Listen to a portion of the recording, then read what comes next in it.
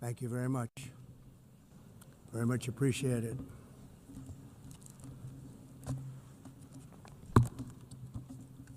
And I don't mind making this speech without a teleprompter, because the teleprompter is not working. I feel very happy to be up here with you nevertheless, and that way you speak more from the heart. I can only say that whoever's operating this teleprompter is in big trouble.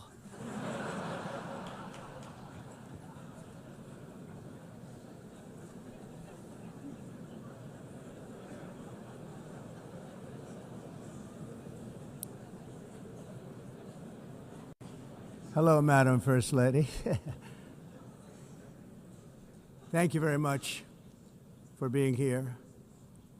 And Madam President, Mr. Secretary General, First Lady of the United States, distinguished delegates, ambassadors, and world leaders. 6 years have passed since I last stood in this grand hall and addressed a world that was prosperous and at peace in my first term. Since that day, the guns of war have shattered the peace I forged on 2 continents. An era of calm and stability gave way to one of the great crises of our time. And here in the United States, 4 years of weakness, lawlessness, and radicalism under the last administration delivered our nation into a repeated set of disasters. 1 year ago, our country was in deep trouble, but today, just 8 months into my administration, we are the hottest country anywhere in the world, and there is no other country even close. America is blessed with the strongest economy, the strongest borders, the strongest military, the strongest friendships, and the strongest spirit of any nation on the face of the earth. This is indeed the golden age of America. We are rapidly reversing the economic calamity we inherited from the previous administration, including ruinous price increases and record-setting inflation like we've never had before. Under my leadership, energy costs are down, gasoline prices are down, grocery prices are down, mortgage rates are down, and inflation has been defeated. The only thing that's up is the stock market, which just hit a record high. In fact, it hit a record high 48 times in the last short period of time. Growth is surging, manufacturing is booming. The stock market, as I said, is doing better than it's ever done. And all of you in this room benefit by that, almost everybody. And importantly, workers' wages are rising at the fastest pace in more than 60 years. And that's what it's all about, isn't it? In 4 years of President Biden, we had less than $1 trillion of new investment into the United States. In just 8 months since I took office, we have secured commitments and money already paid for $17 trillion. Think of it, 4 years, less than $1 trillion, 8 months, much more than $17 trillion is being invested in the United States, and it's now pouring in from all parts of the world. We've implemented the largest tax cuts in American history and the largest regulation cuts in American history, making this once and again the best country on earth to do business. And many of the people in this room are investing in America, and it's turned out to be an awfully good investment during this 8-month period. In my first term, I built the greatest economy in the history of the world. We had the best economy ever, history of the world. And I'm doing the same thing again, but this time it's actually much bigger and even better. The numbers far surpass my record-setting first term. On our southern border, we have successfully repelled a colossal invasion. And for the last 4 months, and that's 4 months in a row, the number of illegal aliens admitted and entering our country has been 0. Hard to believe. because if you look back just a year ago, it was millions and millions of people pouring in from all over the world, from prisons, from mental institutions, drug dealers. All over the world they came. They just poured into our country with the ridiculous open border policy of the Biden administration. Our message is very simple. If you come illegally into the United States, you're going to jail, or you're going back to where you came from, or perhaps even further than that. You know what that means. I want to thank the country of El Salvador for the successful and professional job they've done in receiving and jailing so many criminals that entered our country. And it was under the previous administration that the number became record-setting, and they're all being taken out. We have no choice. And other countries have no choice, because other countries are in the exact same situation with immigration. It's destroying your country, and you have to do something about it. On the world stage, America is respected again like it has never been respected before. You think about 2 years ago, 3 years ago, 4 years ago, or 1 year ago, we were a laughingstock all over the world. At the NATO summit in June, virtually all NATO members formally committed to increase defense spending at my request from 2% to 5% of GDP, making our alliance far stronger and more powerful than it was ever before. In May, I traveled to the Middle East to visit my friends and rebuild our partnerships in the Gulf and those valued relationships with Saudi Arabia, Qatar, and the UAE, and other countries are now, I believe, closer than ever before. My administration has negotiated one historic trade deal after another, including with the United Kingdom, the European Union, Japan, South Korea, Vietnam, Indonesia, the Philippines, Malaysia, and many, many others. Likewise, in a period of just 7 months, I have ended 7 unendable wars. They said they were unendable. You're never going to get them solved. Some were going for 31 years, 2 of them, 31, think of it, 31 years. One was 36 years. One was 28 years. I ended 7 wars. And in all cases, they were raging with countless thousands of people being killed. This includes Cambodia and Thailand, Kosovo and Serbia, the Congo and Rwanda, a vicious, violent war that was, Pakistan and India, Israel and Iran, Egypt and Ethiopia, and Armenia and Azerbaijan. It included all of them. No president or prime minister, and for that matter, no other country has ever done anything close to that. And I did it in just 7 months. It's never happened before. There's never been anything like that. I'm very honored to have done it. It's too bad that I had to do these things instead of the United Nations doing them. And sadly, in all cases, the United Nations did not even try to help in any of them. I ended 7 wars, dealt with the leaders of each and every one of these countries, and never even received a phone call from the United Nations offering to help in finalizing the deal. All I got from the United Nations was an escalator that on the way up stopped right in the middle.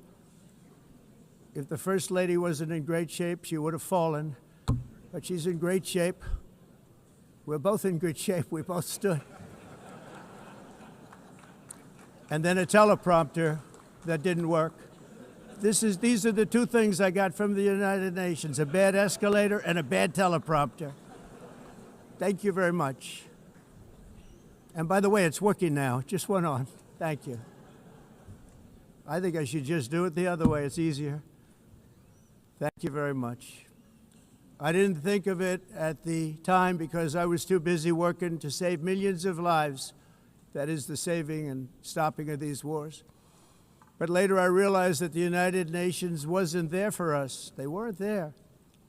I thought of it really after the fact, not during these negotiations, which were not easy. That being the case, what is the purpose of the United Nations? The UN has such tremendous potential. I've always said it. It has such tremendous, tremendous potential, but it's not even coming close to living up to that potential. For the most part, at least for now, all they seem to do is write a really strongly worded letter and then never follow that letter up. It's empty words, and empty words don't solve war. The only thing that solves war and wars is action. Now, after ending all of these wars and also earlier negotiating the Abraham Accords, which is a very big thing for which our country received no credit, never receives credit. Everyone says that I should get the Nobel Peace Prize for each one of these achievements. But for me, the real prize will be the sons and daughters who live to grow up with the mothers and fathers, because millions of people are no longer being killed in endless and unglorious wars. What I care about is not winning prizes, it's saving lives. We saved millions and millions of lives with the 7 wars. And we have others that we're working on, and you know that. Many years ago, a very successful real estate developer in New York, known as Donald J. Trump, I bid on the renovation and rebuilding of this very United Nations complex. I remember it so well. I said at the time that I would do it for $500 million, rebuilding everything. It would be beautiful. I used to talk about, I'm going to give you marble floors. They're going to give you terrazzo. I'm going to give you the best of everything. You're going to have mahogany walls. They're going to give you plastic. But they decided to go in another direction, which was much more expensive at the time, and which actually produced a far inferior product. And I realized that they did not know what they were doing when it came to construction, and that their building concepts were so wrong, and the product that they were proposing to build was so bad and so costly.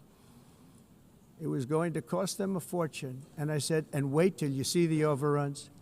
Well, I turned out to be right. They had massive cost overruns and spent between $2 and $4 billion on the building and did not even get the marble floors that I promised them. You walk on terrazzo. Do you notice that? As far as I'm concerned, frankly, looking at the building and getting stuck on the escalator, they still haven't finished the job. They still haven't finished. That was years ago. The project was so corrupt that Congress actually asked me to testify before them on the tremendous waste of money, because it turned out that they had no idea what it was, but they knew it was anywhere between $2 and $4 billion as opposed to $500 million with a guarantee. But they had no idea, and I said it cost much more than $5 billion. Unfortunately, many things in the United Nations are happening just like that, but on an even much bigger scale, much, much bigger. Very sad to see. Whether the UN can manage to play a productive role, I've come here today to offer the hand of American leadership and friendship to any nation in this assembly that is willing to join us in forging a safer, more prosperous world. And it's a world that we'll be much happier with. A dramatically better future is within our reach. But to get there, we must reject the failed approaches of the past and work together to confront some of the greatest threats in history. There is no more serious danger to our planet today than the most powerful and destructive weapons ever devised by man, of which the United States, as you know, has many. Just as I did in my first term, I've made containing these threats a top priority, starting with the nation of Iran. My position is very simple. The world's #1 sponsor of terror can never be allowed to possess the most dangerous weapon. That's why shortly after taking office, I sent the so-called Supreme Leader a letter making a generous offer. I extended a pledge of full cooperation in exchange for a suspension of Iran's nuclear program. The regime's answer was to continue their constant threats to their neighbors and U.S. interests throughout the region, and some great countries that are right nearby. Today, many of Iran's former military commanders, in fact, I can say almost all of them, are no longer with us. They're dead. And 3 months ago, in Operation Midnight Hammer, 7 American B-2 bombers dropped the 14 30,000-pound each bombs on Iran's key nuclear facilities, totally obliterating everything. No other country on earth could have done what we did. No other country has the equipment to do what we did. We have the greatest weapons on earth. We hate to use them. But we did something that for 22 years people wanted to do. With Iran's nuclear enrichment capacity demolished, I immediately brokered an end to the 12-day war, as it's called, between Israel and Iran, with both sides agreeing to fight no longer. As everyone knows, I have also been deeply engaged in seeking a ceasefire in Gaza. Have to get that done. Have to get it done. Unfortunately, Hamas has repeatedly rejected reasonable offers to make peace. We can't forget October 7th, can we? Now, as if to encourage continued conflict, some of this body is seeking to unilaterally recognize a Palestinian state. The rewards would be too great for Hamas terrorists for their atrocities. This would be a reward for these horrible atrocities, including October 7th, even while they refuse to release the hostages or accept a ceasefire. Instead of giving to Hamas and giving so much, because they've taken so much, they have taken so much. This could have been solved so long ago. But instead of giving in to Hamas's ransom demands, those who want peace should be united with one message: release the hostages now. Just release the hostages now. Thank you.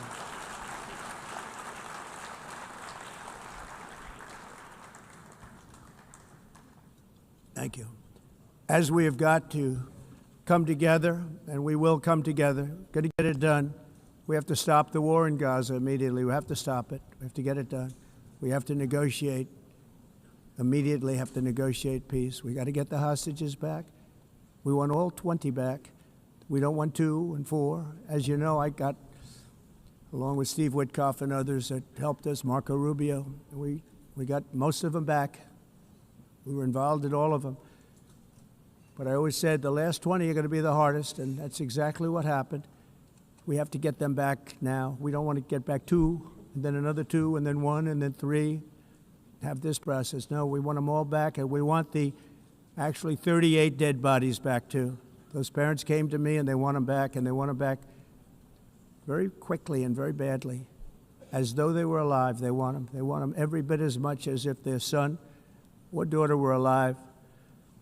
I've also been working relentlessly, stopping the killing in Ukraine. I thought that would be, of the 7 wars that I stopped, I thought that would be the easiest because of my relationship with President Putin, which had always been a good one. I thought that was going to be the easiest one. But you know, in war, you never know what's going to happen. There are always lots of surprises, both good and bad. Everyone thought Russia would win this war in 3 days, but it didn't work out that way. It was supposed to be just a quick little skirmish. It's not making Russia look good. It's making them look bad. No matter what happens from here on out, this was something that should have taken a matter of days, certainly less than a week, and they've been fighting for 3.5 years and killing anywhere from 5,000 to 7,000 young soldiers, mostly soldiers, on both sides, every single week, from 5,000 to 7,000 dead young people, and some in cities, much smaller numbers, where rockets are shot, where drones are dropped. This war would never have started if I were president. This was a war that should have never happened. It shows you what leadership is, what bad leadership can do to a country. Look what happened to the United States, and look where we are right now in just a short period of time. The only question now is how many more lives will be needlessly lost on both sides. China and India are the primary funders of the ongoing war by continuing to purchase Russian oil. But inexcusably, even NATO countries have not cut off much Russian energy and Russian energy products, which, as you know, I found out about 2 weeks ago, and I wasn't happy. Think of it. They're funding the war against themselves. Who the hell ever heard of that one? In the event that Russia is not ready to make a deal to end the war, then the United States is fully prepared to impose a very strong round of powerful tariffs, which would stop the bloodshed, I believe, very quickly. But for those tariffs to be effective, European nations, all of you are gathered here right now, would have to join us in adopting the exact same measures. I mean, you're much closer to this. We have an ocean in between. You're right there. And Europe has to step it up. They can't be doing what they're doing. They're buying oil and gas from Russia while they're fighting Russia. It's embarrassing to them, and it was very embarrassing to them when I found out about it, I can tell you that. They have to immediately cease all energy purchases from Russia. Otherwise, we're all wasting a lot of time. So I'm ready to discuss this. We're going to discuss it today with the European nations, all gathered here. I'm sure they're thrilled to hear me speak about it, but that's the way it is. I like to speak my mind and speak the truth. As we seek to reduce the threat of dangerous weapons today, I'm also calling on every nation to join us in ending the development of biological weapons once and for all. And biological is terrible, and nuclear is even beyond, and we include nuclear in that. We want to have a cessation of the development of nuclear weapons. We know, and I get to view it all the time. Sir, would you like to see? And I look at weapons that are so powerful that we just can't ever use them. If we ever use them, the world literally might come to an end. There would be no United Nations to be talking about. There would be no nothing. Just a few years ago, reckless experiments overseas gave us a devastating global pandemic. Yet despite that worldwide catastrophe, many countries are continuing extremely risky research into bioweapons and man-made pathogens. This is unbelievably dangerous. To prevent potential disasters, I'm announcing today that my administration will lead an international effort to enforce Biological Weapons Convention, which is going to be meeting with the top leaders of the world by pioneering an AI verification system that everyone can trust. Hopefully the UN can play a constructive role, and it will also be one of the early projects under AI. Let's see how good it is, because a lot of people are saying it could be one of the great things ever, but it also can be dangerous, but it can be put to tremendous use and tremendous good, and this would be an example of that. Not only is the UN not solving the problems it should, too often, it's actually creating new problems for us to solve. The best example is the #1 political issue of our time, the crisis of uncontrolled migration. It's uncontrolled. Your countries are being ruined. The United Nations is funding an assault on Western countries and their borders.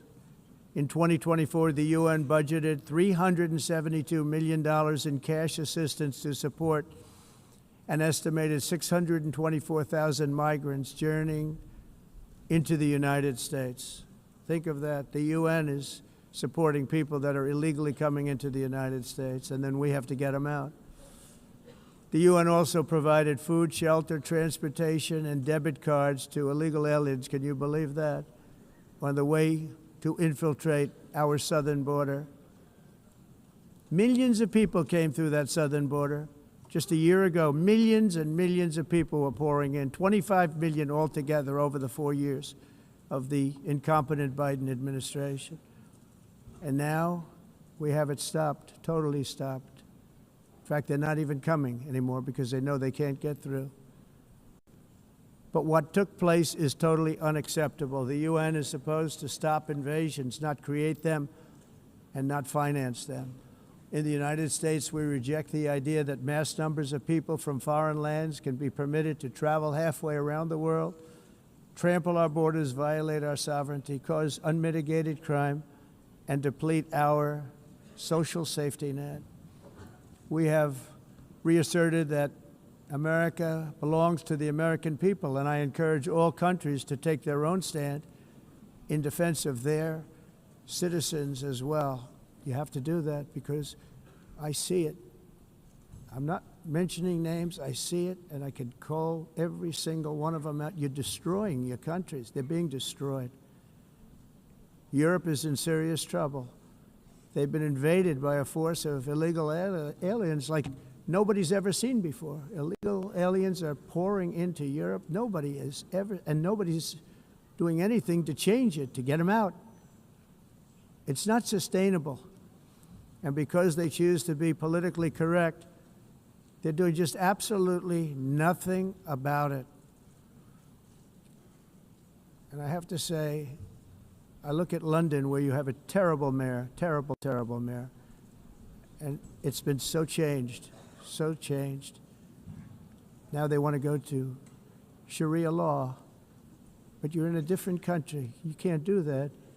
Both the immigration and their suicidal energy ideas will be the death of Western Europe if something is not done immediately. This cannot be sustained. What makes the world so beautiful is that each country is unique.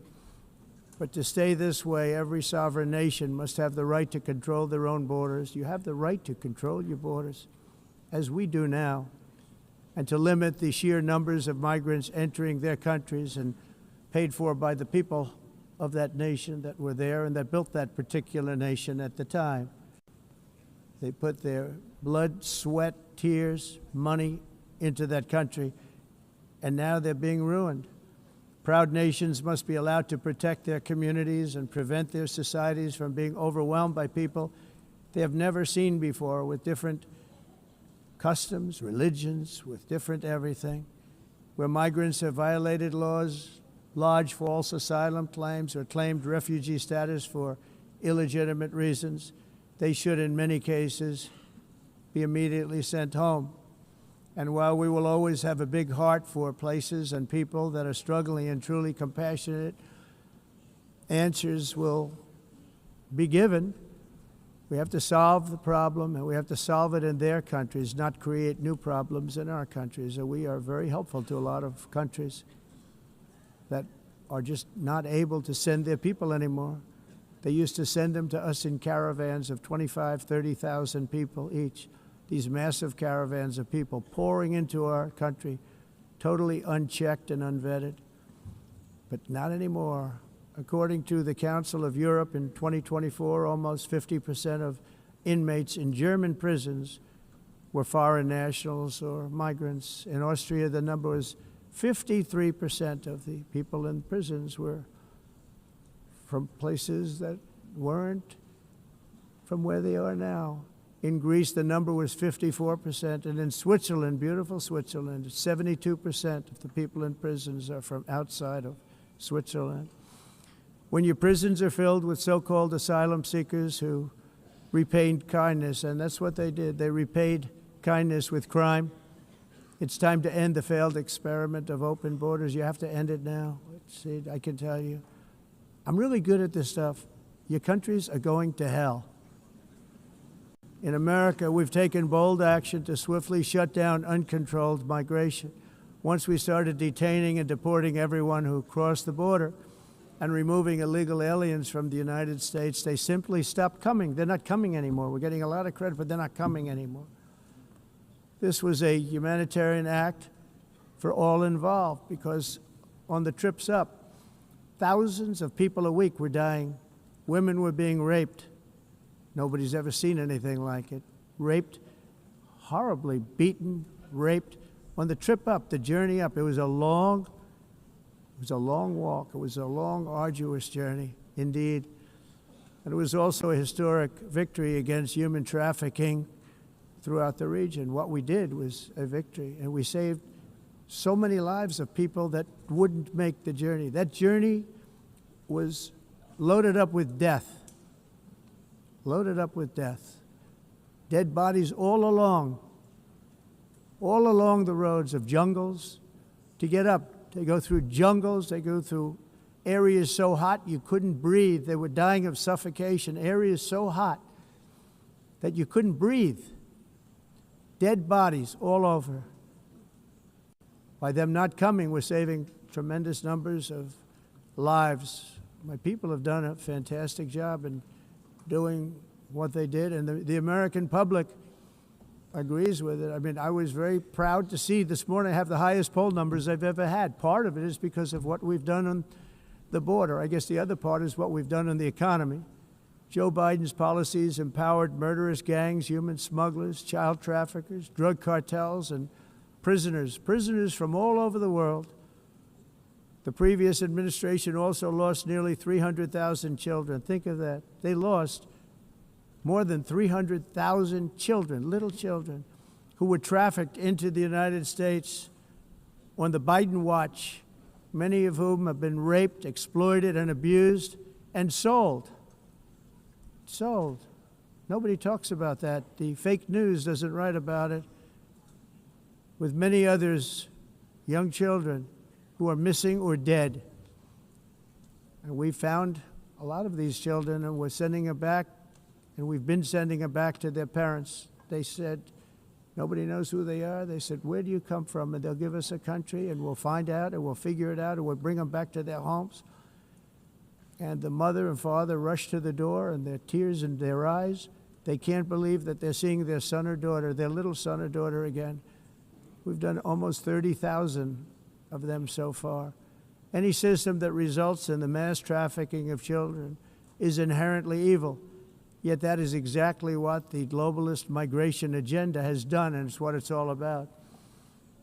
In America, those days, as you know, are over. The Trump administration is working, and we are continuing to work to track down the villains that are causing this problem, and also, as I said, to get back the 30,000 we've already returned. Now I think we're going to have another. We're going to find a lot. You're not going to find all of them. 300, more than 300,000. They're lost or they're dead. They're lost or they're dead because of the animals that did this. To protect our citizens, I've also designated multiple savage drug cartels as far as and you see this, and you see it happening right before your eyes. Let's put it this way. People don't like taking big loads of drugs in boats anymore. There aren't too many boats that are traveling on the seas by Venezuela. They tend not to want to travel very quickly anymore. And we've virtually stopped drugs coming into our country by sea. We call them the water drugs. They kill hundreds of thousands of people. I've also designated multiple savage drug cartels as far as foreign terrorist organizations, along with two bloodthirsty transnational gangs, probably the worst gangs anywhere in the world, MS-13 and Tren de Aragua. Tren de Aragua is from Venezuela, by the way. Such organizations torture, maim, mutilate, and murder with impunity. They're the enemies of all humanity. And for this reason, we've recently begun using the supreme power of the United States military to destroy Venezuelan terrorists and trafficking networks led by Nicolas Maduro. To every terrorist thug smuggling poisonous drugs into the United States of America, please be warned that we will blow you out of existence. That's what we're doing. We have no choice. Can't let it happen. They're destroying. I believe we lost 300,000 people last year to drugs, 300,000. Fentanyl and other drugs. Each boat that we sink carries drugs that would kill more than 25,000 Americans. We will not let that happen. Energy is another area where the United States is now thriving like never before. We're getting rid of the falsely named renewables. By the way, they're a joke. They don't work. They're too expensive. They're not strong enough to fire up the plants that you need to make your country great. The wind doesn't blow. Those big windmills are so pathetic and so bad, so expensive to operate. And they have to be rebuilt all the time, and they start to rust and rot. most expensive energy ever conceived, and it's actually energy. You're supposed to make money with energy, not lose money. You lose money, the governments have to subsidize. You can't put them out without massive subsidies.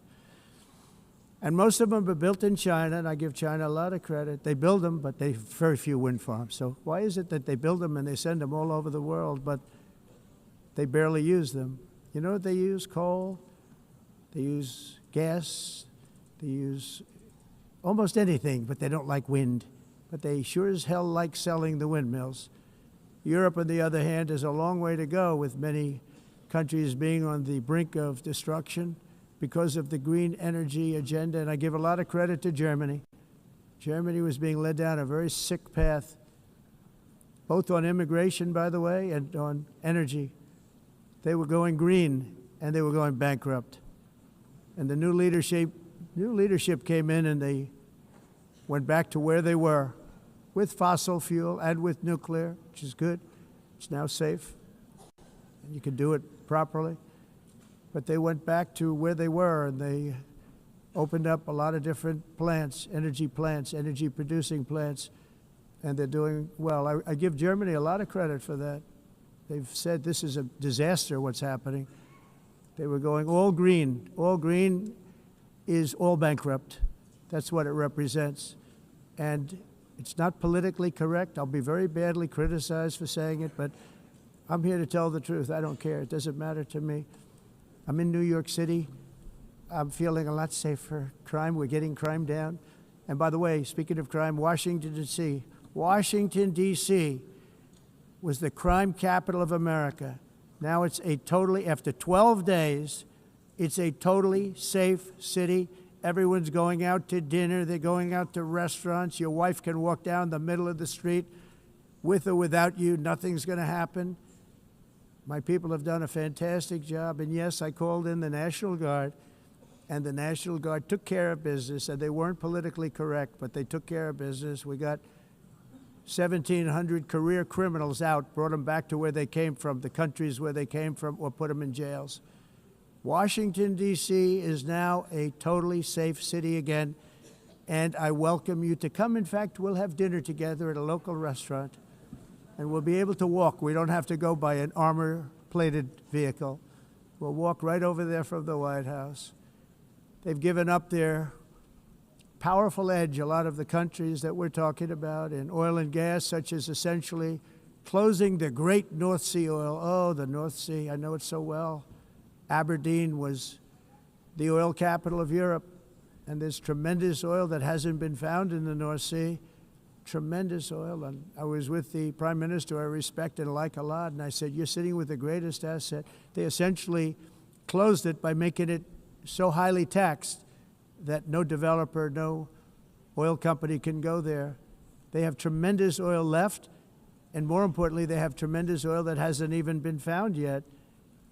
And what a tremendous asset for the United Kingdom. And I hope the Prime Minister is listening, because I told it to him 3 days in a row. That's all he heard. North Sea oil, North Sea, because I want to see them do well. I want to stop seeing them ruining that beautiful Scottish and English countryside with windmills and massive solar panels that go 7 miles by 7 miles, taking away farmland. But we're not letting this happen in America. In 1982, the executive director of the United Nations Environmental Program predicted that by the year 2000, climate change would cause a global catastrophe. He said that it will be irreversible, as any nuclear holocaust would be. This is what they said at the United Nations. What happened? Here we are. Another UN official stated in 1989 that within a decade, entire nations could be wiped off the map by global warming. Not happening. You know, it used to be global cooling. If you look back years ago in the 1920s and the 1930s, they said, global cooling will kill the world. We have to do something. Then they said global warming will kill the world, but then it started getting cooler, so now they could just call it climate change, because that way they can't miss. It's climate change, because if it goes higher or lower, whatever the hell happens, there's climate change. It's the greatest con job ever perpetrated on the world, in my opinion. Climate change, no matter what happens, you're involved in that. No more global warming, no more global cooling. All of these predictions made by the United Nations and many others, often for bad reasons, were wrong. They were made by stupid people that have cost their countries fortunes and given those same countries no chance for success. If you don't get away from this green scam, your country is going to fail. And I'm really good at predicting things, you know. They actually said during the campaign they had a hat, the best-selling hat. Trump was right about everything. And I don't say that in a braggadocious way, but it's true. I've been right about everything. And I'm telling you that if you don't get away from the green energy scam, your country is going to fail. And if you don't stop people that you've never seen before, that you have nothing in common with, your country is going to fail. I'm the President of the United States, but I worry about Europe. I love Europe. I love the people of Europe. And I hate to see it being devastated by energy and immigration. This double-tailed monster destroys everything in its wake, and they cannot let that happen any longer. You're doing it because you want to be nice. You want to be politically correct, and you're destroying your heritage. They must take control strongly and immediately of the unmitigated immigration disaster and the fake energy catastrophe before it's too late. The carbon footprint is a hoax made up by people with evil intentions, and they're heading down a path of total destruction. You know, the carbon footprint was a big, big thing a few years ago. I remember hearing about the carbon footprint, and then President Obama would get into Air Force One, a massive Boeing 747, and not a new one, an old one with old engines that spew everything into the atmosphere.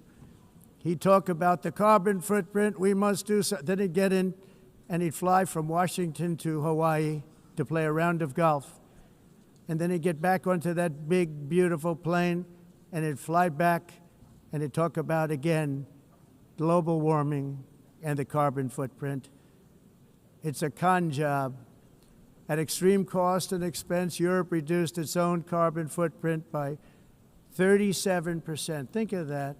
Congratulations, Europe. Great job. You cost yourself a lot of jobs, a lot of factories closed, but you reduced the carbon footprint by 37%. However, for all of that sacrifice and much more, it's been totally wiped out and then some by a global increase of 54%.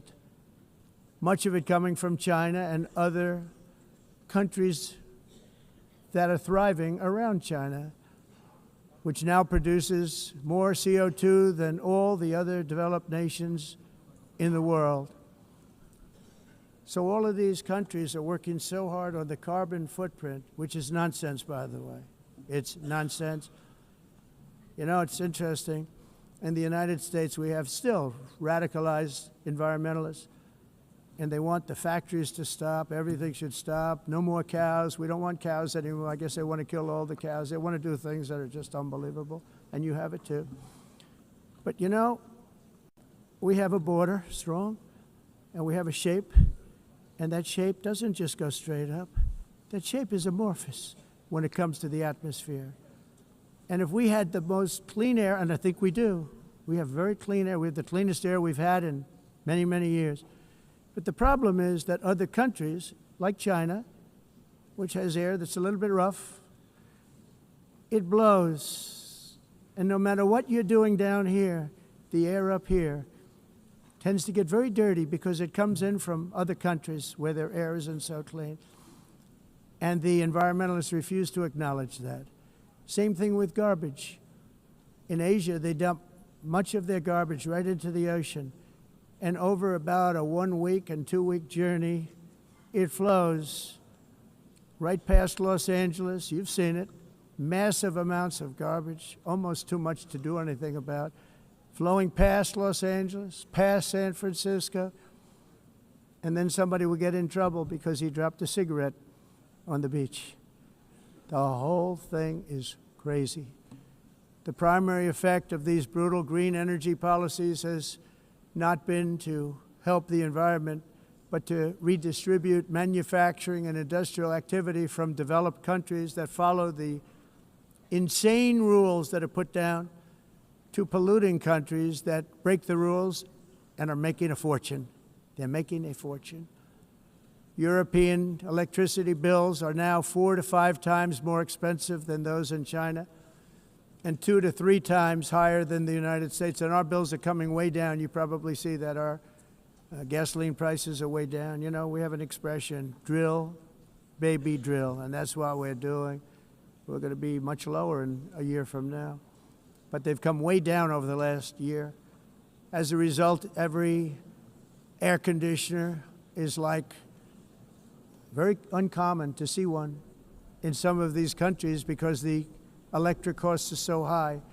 So while the U.S. has approximately 1,300 heat-related deaths annually, that's a lot, Europe loses more than 175,000 people to heat deaths each year because the costs are so expensive you can't turn on an air conditioner. What is that all about? That's not Europe. That's not the Europe that I love and know. All in the name of pretending to stop the global warming hoax.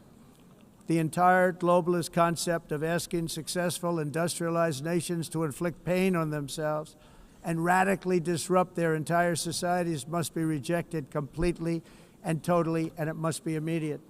That's why in America I withdrew from the fake Paris Climate Accord, where, by the way, America was paying so much more than every country.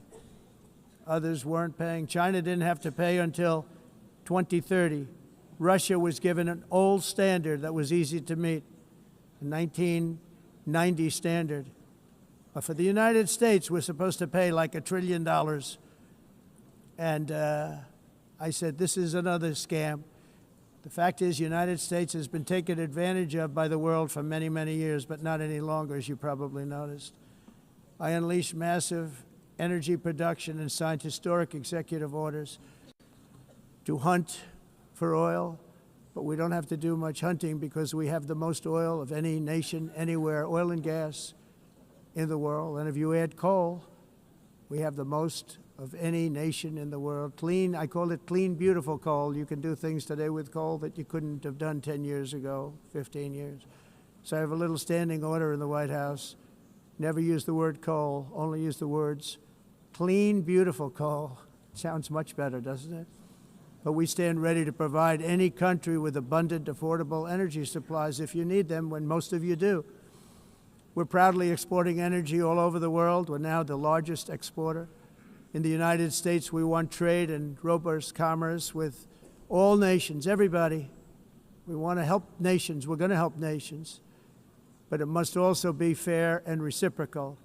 The challenge with trade is much the same with climate. The countries that followed the rules, all their factories have been plundered. It's really sad to watch. They've been broken. They've been broken by countries that broke the rules. That's why the United States is now applying tariffs to other countries, and much as these tariffs were for many years applied to us, uncontrollably applied to us. We've used tariffs as a defense mechanism under the Trump administration, including my first term, where hundreds of billions of dollars in tariffs were taken in. And by the way, we had the lowest inflation, and now we have very low inflation. The only thing different is that we have hundreds of billions of dollars flowing into our country. But this is how we will ensure that the system works for everyone and is sustainable into the future. We're also using tariffs to defend our sovereignty and security throughout the world, including against nations that have taken advantage of former U.S. administrations for decades, including the most corrupt, incompetent administration in history, the sleepy Joe Biden administration. Brazil now faces major tariffs in response to its unprecedented efforts to interfere in the rights and freedoms of our American citizens and others, with censorship, repression, weaponization, judicial corruption, and targeting of political critics in the United States. I have a little problem saying this because I must tell you, I was walking in and the leader of Brazil was walking out. We saw him and I saw him, he saw me, and we embraced. And then I'm saying, can you believe I'm going to be saying this in just 2 minutes? But we actually agreed that we would meet next week. We didn't have much time to talk, like about 20 seconds. They were in retrospect, I'm glad I waited because this thing didn't work out too well. But we did talk, we had a good talk, and we agreed to meet next week, if that's of interest. But he seemed like a very nice man, actually. He liked me, I liked him. But if you, and I only do business with people I like. When I don't like them, I don't like them. But we had, at least for about 39 seconds, we had excellent chemistry. It's a good sign. But also in the past, Brazil, can you believe this, unfairly tariffed our nation, but now because of our tariffs, we are hitting them back, and we're hitting them back very hard. As president, I will always defend our national sovereignty and the rights of American citizens. So I'm very sorry to say this, that Brazil is doing poorly and will continue to do poorly. They can only do well when they're working with us.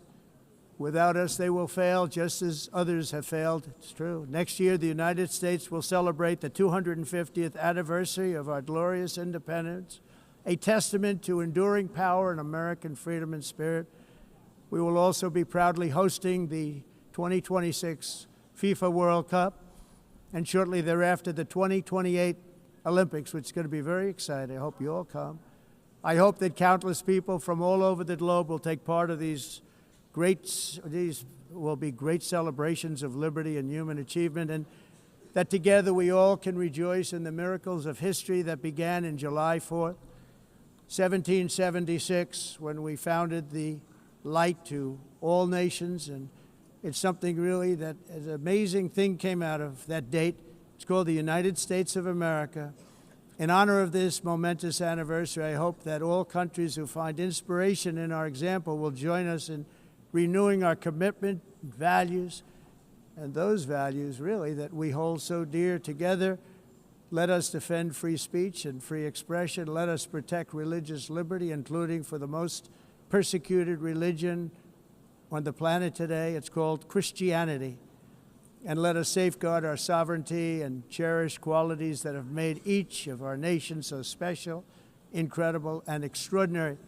In closing, I just want to repeat that immigration and the high cost of so-called green renewable energy is destroying a large part of the free world and a large part of our planet. Countries that cherish freedom are fading fast because of their policies on these two subjects. You need strong borders and traditional energy sources if you are going to be great again.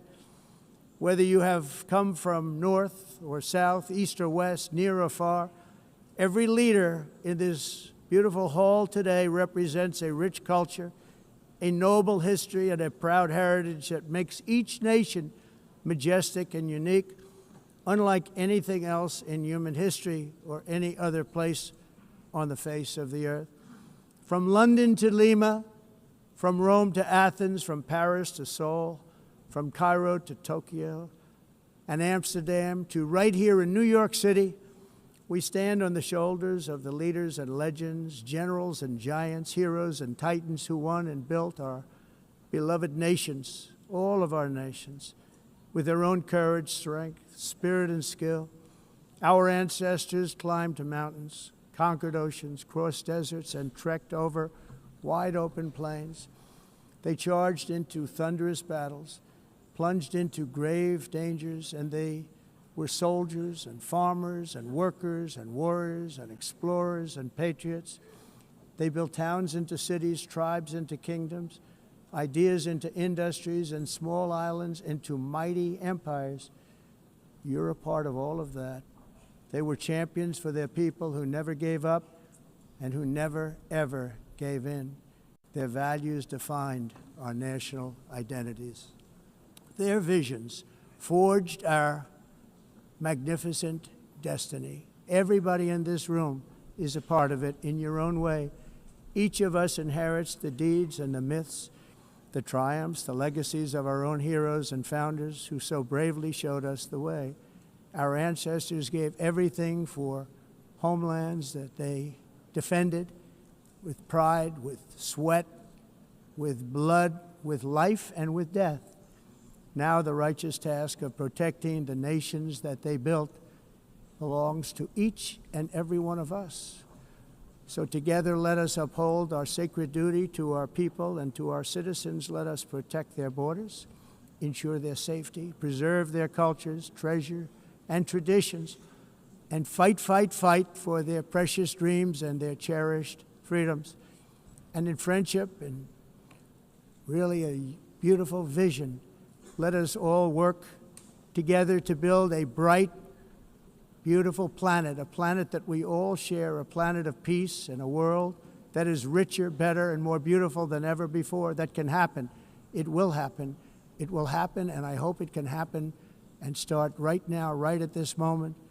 We'll turn it around. We're going to make our countries better, safer, more beautiful. We're going to take care of our people. Thank you very much. It's been an honor. God bless the nations of the world. Thank you very much. Bye.